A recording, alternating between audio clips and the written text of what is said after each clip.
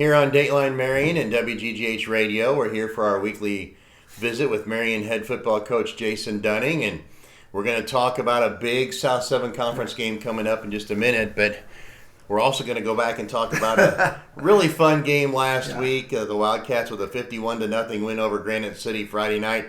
You mentioned right before we started the show that you were a little bit surprised by that. Well, it's a matchup that, whenever they decided to give Collinsville and give Granite City an opportunity to potentially come into the South 7, you're looking at a school of, 1,800, 2,000 kids. They're athletic. For years, they played in that Southwestern Conference. And you've got two schools that, some kids don't want to play football for those two schools when they're in that Southwestern Conference because you're going against the likes of East St. Louis and Edwardsville and Belleville East and West and predominantly powerhouse in 7 and 8A. And now they're no longer in that conference, and now those kids may want to come out, and those kids do come out and they get better, and it's just a school that athletically in other sports, wrestling, soccer, basketball, are above kind of our average kids there. And you look at them on film, and I thought the case last year also, which, the kid that played quarterback for them last year is now starting for East St. Louis and led them to a huge win over an 8A power. And so they've got athleticism, and if the organization comes, you've got two schools there, especially with Granite City, that could create a lot of problems for people. And you watch them on film, and they've got athletes, they've got kids running around, they've got big size up front, probably two of the biggest linemen that we'll see. Carbondale's got a couple kids, but these were two big linemen that if they get on you, it's hard for our kids to get off of them. So on film, I did not expect what turned out to happen Friday night. I've been criticized for saying this. You kind of touched on it as well. Maybe a little bit of a slow start, and they're saying, why a slow start? It was 29-0 at halftime and things like that. And are we now like tuned that if the Wildcats don't score on every drive, it's a slow start? Because it came when you didn't score on the first possession, or you took a long time to score. I don't even remember now, because I know there was only two possessions in the whole game you didn't score. One was a fumble, one was at the end of the game. So you did score, but only 6 points in the first quarter.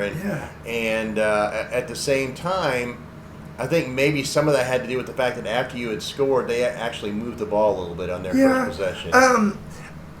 No, I would say, Pedro, that, a slow start, it's just uncharacteristic of how we play. You go back and watch the film, and I thought even during the pregame warm-ups, we weren't as locked in and we weren't as sharp as a head coach that you want your team to be. And I realized you're going to have those games, and they saw their week 1 game and they saw their preseason scrimmage on the film that we shared with them. And I don't want to say I don't know if it's necessarily overlooking them. I just thought that, hey, we're Marion, we're going to kind of come out here, we're going to play, we're going to do our stuff, we'll be fine. And it just wasn't the standard. And we talked to the kids a lot about not playing for the outcome, but play for the standard of each individual play. And each individual play kind of has its own outcome. And if you're successful on more of those individual outcomes, more times than not, you're going to be successful at the end. And it's winning more consecutive plays than what the other team does. And I just thought we weren't running the ball as hard. Defensively, we weren't attacking the way that we normally do. We were kind of passive and just kind of. So into the first quarter, it's 6-0. We have a chance, and we just pulled the guys together and had a little reset, a little attitude adjustment. And I wouldn't say it wasn't fire and brimstone and yelling. It's like, no, we've got a standard by which we play. Let's reset. Let's go back to the standard. Let's do what we do. And then the second quarter looked very, very similar to what we see every day. And if we execute and do what we're supposed to do, we score points and we stop people, and we did both those things. Well, and then, so now as I'm thinking about it and thinking back over the numbers, slow start in this case partially meant that the opening drive, the scoring drive, was like 3 minutes and 15 seconds or something like that. And then you had 3 other possessions where you scored in less than a minute and a half. Yes. And that was kind of, you just kind of went to town there offensively after that first possession. 7 touchdowns in the game by 6 different players. That's awesome. And I know we talk a lot about the balance, and running was like you wound up with more than 300 rushing yards as the game went on, but at halftime I think there was 7 yards that separated rushing and passing, and so that's awesome. It's that balance continues to take effect. And I know that Coach Skeet, Coach Vanoy, Coach Brown, Coach Martin, those guys are constantly looking at what's there, what's available, and they want to stay balanced. Because I think if you start to lean too far one way or the other, you get predictable and you get easier to defend because there's less of the other side that you have to worry about. And us having the ability to do that, and like I said, that first quarter, the plays were there. We just didn't execute them to the level of what we're used to. And we didn't change anything. It wasn't like we called new plays in the second quarter. We just, we went back to running them to the, I keep using the word standard, but it's how we talk to the kids, to the standard of execution that we're trying to achieve each play. And I think the kids needed that little reset, and it's one of those things that, it's going to be kind of our focus throughout the week, getting ready for Mount Vernon, that, against good teams, you can't start like that.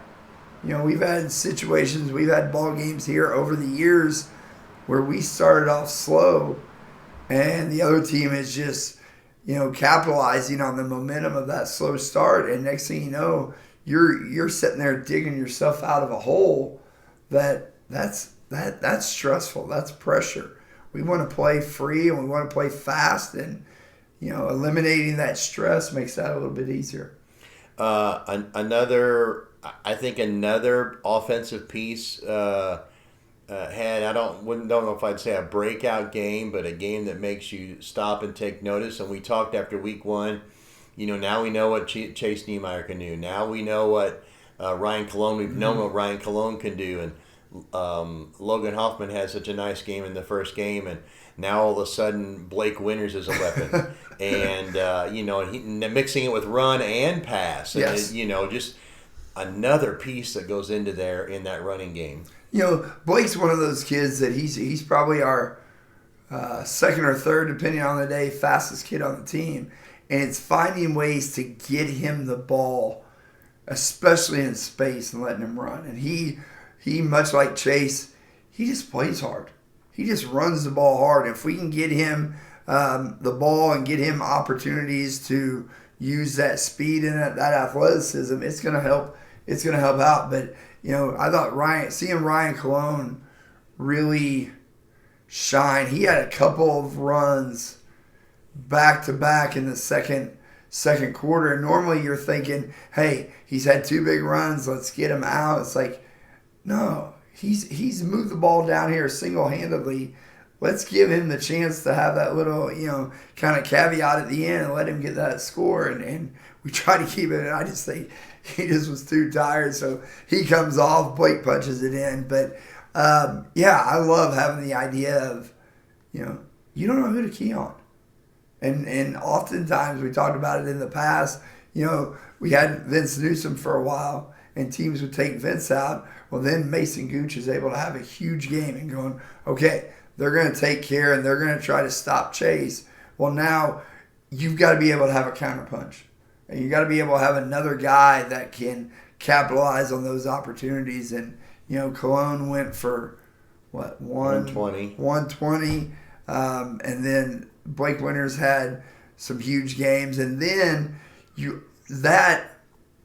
when that's successful, they have to take another guy and put him in the box to try to stop the run.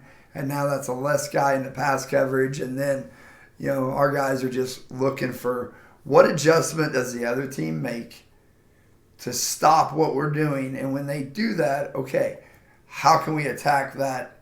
How can we play chess with them back and forth? And, and then they put a guy in and it allowed for Sam Atkins to get a huge double move for a touchdown over the top and going, okay, you guys, hey, pick your poison on how you want us to attack you. I'm glad you mentioned Vince Newsom and Mason Gooch, because I thought about those guys as I watched the game Friday night, because you threw significant passes to Max Wade, to Sam Atkins, to Blake Winters, to Kyan Cole. You threw the ball all over, and these guys, and Chase Niemeyer had a catch. Mm-hmm. These guys, you've got 6 different guys catching the ball. Mm-hmm. A couple years ago, that was a problem. You had trouble finding guys that could catch the ball. This year, that's not an issue at all. That's not an issue. And, in my pregame message, I kind of talked to the guys, and I think this group epitomizes it, that we've got to play selfless. We can't be worried about our stats and our numbers. And this is a group that's not. That they truly just want to succeed as a team. And so we don't have guys going, well, why am I not getting more touches? Well, if they're taking the run game out or they're taking Sam out, we've got ways of attacking it. Max Wade had a huge game week 1. Sam Atkins isn't out there, but, Max is out there. Now they do things to take away Max. Well, now you got Sam back. Once Hoffman gets healthy, we'll have Hoffman back. And we've got a lot of weapons, which I love, because defending the Wildcats becomes more and more difficult the more those guys are successful at what they do. How fun was it to have Sam back out there? Hey, and I think, which hats off to Coach Schulmeister. He does a tremendous job in special teams. And I understand, we got there, and I was not expecting the wind to do what it does. Right. Or what it did. And so we've got to kick off into that wind. And Shu kind of made a switch. And I'm like, what? What are we doing? He made a switch and put Cologne to kick because he kicks the ball low and hard. And I think that aggravated Sam. And so then at the end of the first quarter, when we switch ends, then Sam kicked the rest of the game. And after the second score, the first one that Sam kicked, my goodness. I mean, oftentimes, no matter what the sport is, when you have kind of elite players do what they do, it sounds different. Guys that hit the baseball hard, it sounds different. Guys that do this, it sounds. But Sam kicked a couple of those balls, and you just hear it thud off, and I look, and it's still going. I'm like, hey, as a D coordinator, I love it, because now they're starting at the 20 with zero momentum. It's not like they had a big run back, and now you're kind of like, okay, how do we slow this down? No, I know where they're going to start the ball. They're going to start the ball at the 20, and our defense is ready to go. And we talk about the little bitty nuances of the studies, kind of the money ball aspect, going, okay, if they start with the ball at the 20, statistically, it's going to take them, their percentage of scoring and driving 80 yards on us is really, really low. So the further we can get them down there, and Sam doing that and just going, okay, just kick it. And then I think one of the kicks, he tried to even kick it harder, and he kind of got under it a little bit. But the kickoff team went down and covered it well. But, yeah, he was bombing the ball, and I'm like, hey, let's stick with that. Yeah, and we're watching him kick, and it just like he didn't look like he was kicking it hard. No. But it was just sailing. And the two that didn't make it to the end zone, you stopped them at the 18 and the 21. Yes. Kick coverage. Yes. So, I mean, it was basically the same thing. And I love it. We constantly, at the end of each season, look to tweak things. Not change things wholesale, but just kind of tweak it. And we went to a clinic, and we found this kind of kickoff idea. And it's really, knock on wood, it's really paid off up to this point. And now Sam bombing it like he did Friday night is just making their job even easier. Let's talk about the defense. Granite City got 2 first downs on their first possession. The next first down came in the fourth quarter, and they finished with 3 for the game. And it wasn't like one person who stood out and did a whole bunch of things. You look and 12 different guys had at least 3 tackles. Yeah, our defense is playing fast, and we do a good job between Coach Paul's, adding Nate Johnston onto the staff, and Coach Wallace, myself. We spent a lot of time breaking down film and trying to make it, how can we simplify it for them where they can just play? And I thought Friday night it was fun to just watch them play, and we were able to kind of get them in some bad situations by making huge plays on first and second down that really allowed them to go. One of my favorite plays is, we talk about playing and hustling and doing what we're supposed to do, and good things will pay off. Cayenne, who got the interception, he's covering the number 1 receiver on the opposite side of the field, and he is chasing the kid all the way across, playing tight coverage, and all of a sudden we get a little pass deflection, and he's right there. Which a lot of teams, that kid's just kind of, okay, quarterback's rolling away, I'm not going to chase this kid. No, we're busting our butt getting there, and opportunities will present themselves when you give the game respect and you play it the way it's supposed to be played and play hard, and it did. I thought there's a play, and I know when we get here and we're able to slow it down and watch it, I thought Blake Winters had a strip. That the runner's fighting for extra yardage, and Blake comes in and just rips it. The problem is he rips it and the ball comes out at a weird angle. I don't think anybody saw it. And, it comes out, you see it on film, and it's just one of those plays that, could have been an extra turnover, could have been an extra possession. And I think we got the ball back on another fumble a couple plays later, but hats off to Blake for doing that. Yeah, and I think in one of those series, they got 9 yards on first down. It was 2nd and 1. Then you had a tackle for loss, and now it's 3rd and 4, and now they're forced to do something different, and they wind up turning over on downs or punting, one of the two, and it just, big plays at the right time. Correct, and I think it's working hard to get the sticks, as I call it, get the sticks in our favor.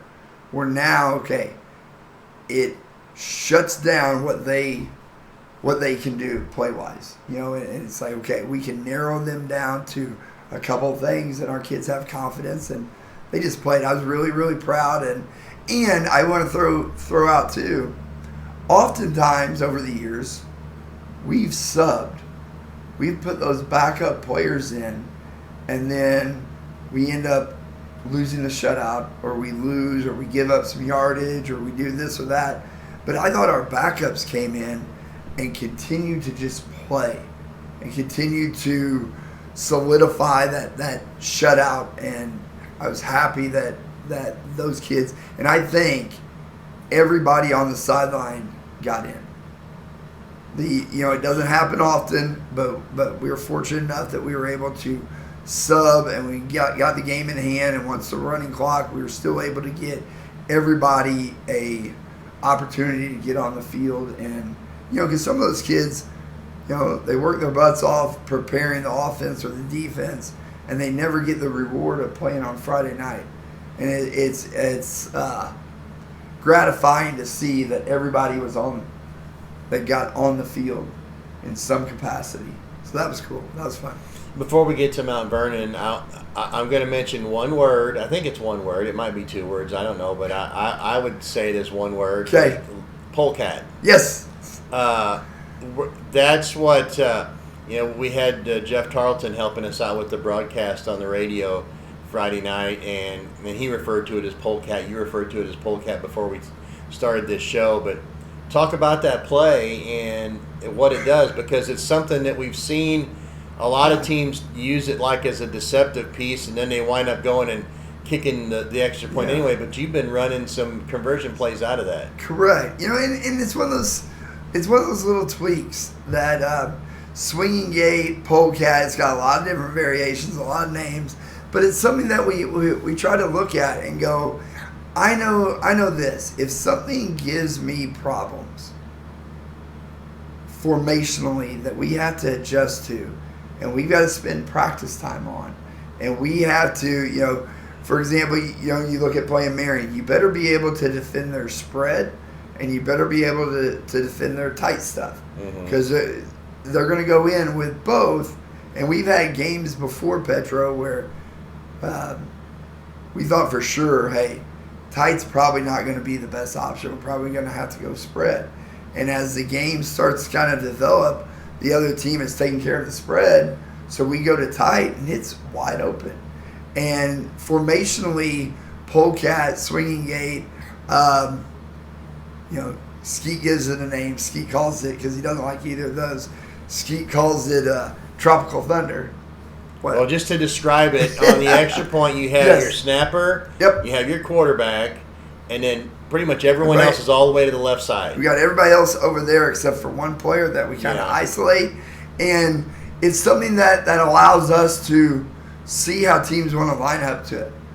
And we've got eyeballs on it. And so we've got plays that are designed for however you defend it. And teams want to take care of the heavy side. Well, then we can attack you opposite. Or you take care of that side and you leave this side a little bit. But, it's just something that we looked at and going, okay, does this fit our personality? And you talked earlier about being balanced, that we can throw the ball or run the ball. And it does. And it's something that's kind of developing its own identity. And I think, I guess we'll go ahead and you and I talk about it beforehand, but one of the favorite moments from Friday night, and Coach Vanoy on Film Breakdown on Saturday showed it. You get kids that come out and they may not be good at everything, but if we can bring a kid out and get him to become really specific on one thing and work hard at doing that one thing, it's going to pay off. And Carter Lang comes out, has never played football before, ever, kind of came out a little bit late, and it's one of those things, he's not the biggest kid, not the strongest kid, he's a baseball guy, but he's friends with all these guys. So they kind of persuaded him to come out and give it a shot, and he talked about being able to long snap. And that's one of the key things, and he's practice at long snapping. And so then we thought one day, hey, let's put him in here. And then Polecats kind of developed its identity. And I thought Friday night, if you're not part of it, you were kind of maybe confused about what's going on. Okay, Marion scored. Why is everybody losing their mind? And it was the fact that a kid came out and became a part of our program, and we welcome him, and the kids love him. Carter snapped the ball, and we just kind of evolved this little play, and Carter's in the back of the end zone, and we throw it to him for a 2-point conversion, and it was pandemonium. And I remember, I don't know what Coach Vernon calls. I listen to it half the time. I don't have my play sheet. I trust those guys. He calls it, and all of a sudden I see the ball thrown in the back of the end zone, and it's madness down there. And I loved it because what may not seem big to the average listener or the fan in the stands or some of the guys, to Carter and his buddies, that was a big deal. And that would be something that he'll remember for forever. And that it was just a cool thing. And Coach Vanoy did a great job of showing that, hey, this is what it's about. Not just did we score, but the celebration and the happiness and joy and selflessness of the guys to go and cheer and celebrate with him. Well, and you could hear it through the headset on the radio, the cheering. And Carter, it was he caught that ball, and it was a rocket. I mean, Cal threw it hard, and he caught that ball, and it like in stride, and it was a dead sprint from the back of the end zone around the corner, flip the ball to the referee, and sprint up the sideline. And the whole time, the whole sideline, everybody on the field's going crazy. They're going crazy, and I think one of our photographers, I don't know who, there's so many photographers, they got pictures, may have been Sheila or Justin or whoever. Someone got a great picture, and you just see eyeballs big, smiling ear to ear, and that's cool. That's something that you can't make happen. It just happened. It took care of itself, and like I said, the pure joy was special. Mount Vernon Friday night. Yep. They bounced back from a week 1 loss and took care of Carbondale this last week, and so they're 1-1, and they've got the leg up on the South 7 Conference now with that first win, and it's a little bit different than it was last year in a couple of reasons. First of all, you got them really, really hungry last year after 2 losses to start the season, but you also got them when they put the ball in the hands of Devontae Nesbitt for almost every play. Fortunately, after like 18 years, Devontae Nesbitt has graduated and he's not on the team, but that doesn't mean that Mount Vernon doesn't have athletes in the backfield, and we know they're running 2 guys on a regular basis, back and forth. So, kind of like you, it's not it's a matter of who you're going to pick to guard and how you're going to guard more than one person. Yes. Coach Mings and his staff up there, between he and Paul and Steve McCoy and the rest of them, they are a staff to be reckoned with. They're very, very good at what they do. They're very good at getting their kids to play. Nesbitt goes down on that list that Coach Dunny's happy to see graduate, and now I can finally cheer for him at whatever he does. Javon, Rashad Campbell, Jason Ford, he's up there because that night, the game last year, he put the whole team literally on his shoulders and was like, okay, I think he carried the ball 42, 46 times, something like that. And it felt like everybody in the stadium, including myself, knew where the ball was going. But the question is, do you have anybody that can stop them and stop him individually? And we made a few key plays at correct times, and we contained him busting one big. But, that was last year's was an absolute – it was a physical battle, kind of like an old school football game where you go back into the 80s, 90s, where it's not pretty. It's not fun to watch. They're just going to run the ball. I think some of the Mount Vernon fans refer to the 1880s and 1890s. Well, and I think going back on it, it was like 1880 Yale offense where they found and they put Nesbitt back there with 3 backs in front of them and going, okay, we're going to put more people at the point of attack. And I like to use the analogy, they packed it in, and we had to be willing to go in there and make it a fist fight in a phone booth, because that's what it is. We're all condensed down and we're battling, and it's physical in there. And but we were fortunate to come out. But I have no doubt you can throw the records, out. You can throw the standings out. When you get Mount Vernon and Marion together, it's gonna be a tight ball game. It's gonna come down to a few crucial plays. We're gonna win some snaps. We're gonna lose some snaps. They're gonna do the same thing, but those kids are gonna be ready to play. And I think the Wildcats were able to take advantage of the lesson to be learned last week on the importance of starting off fast, because against a team like Mount Vernon, where they've got speed. They've got size. They're in a little bit different offense.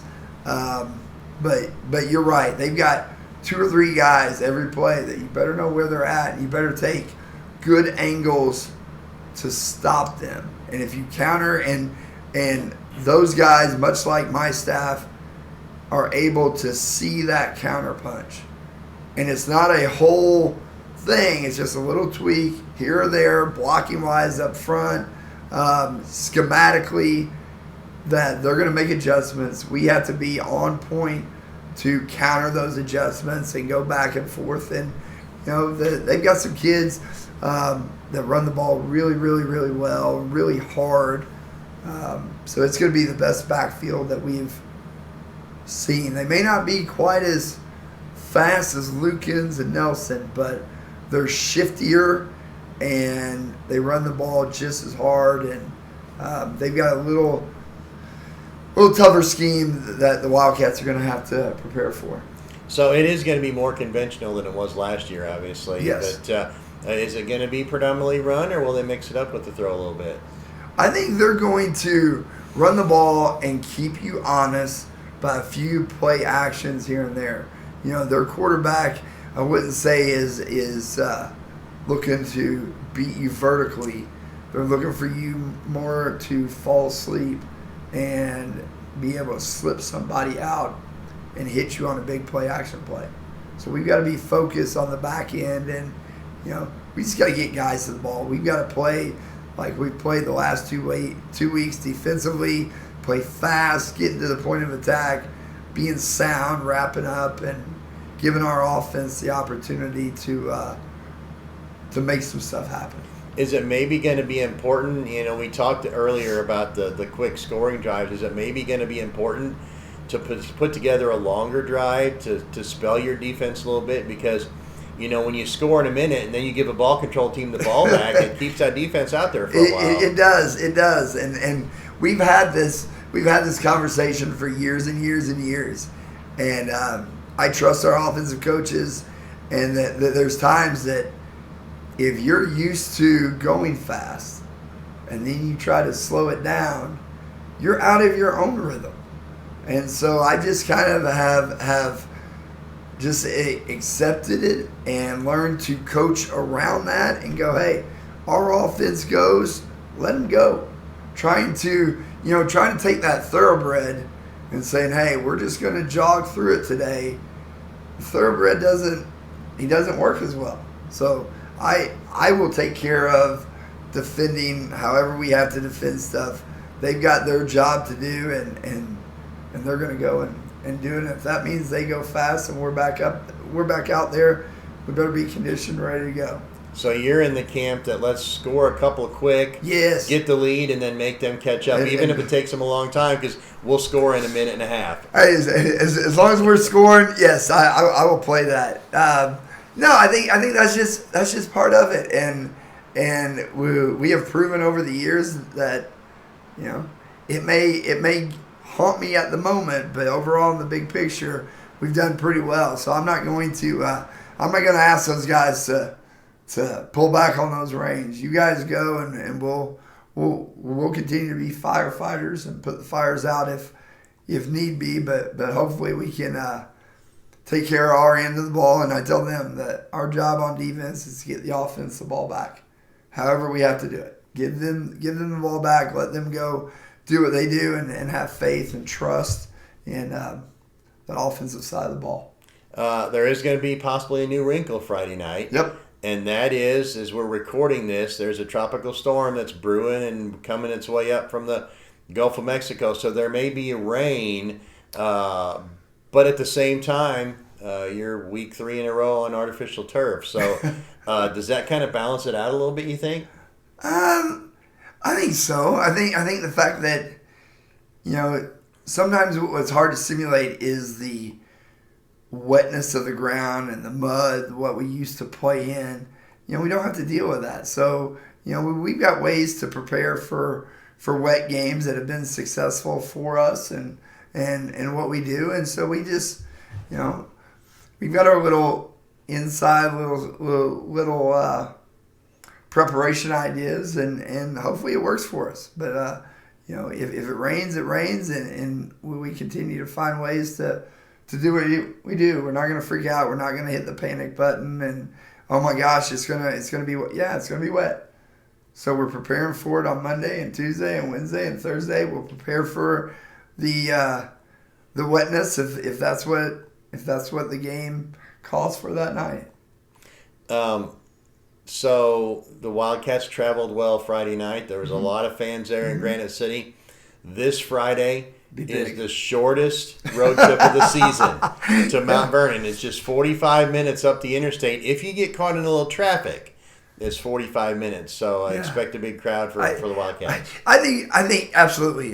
Number one, we are very fortunate that the Wildcats do travel well, and I love coming out and seeing all the blue and gold. And I have no doubt that Friday night's game, even if it is wet, the Wildcats will travel well. And this is what football's about.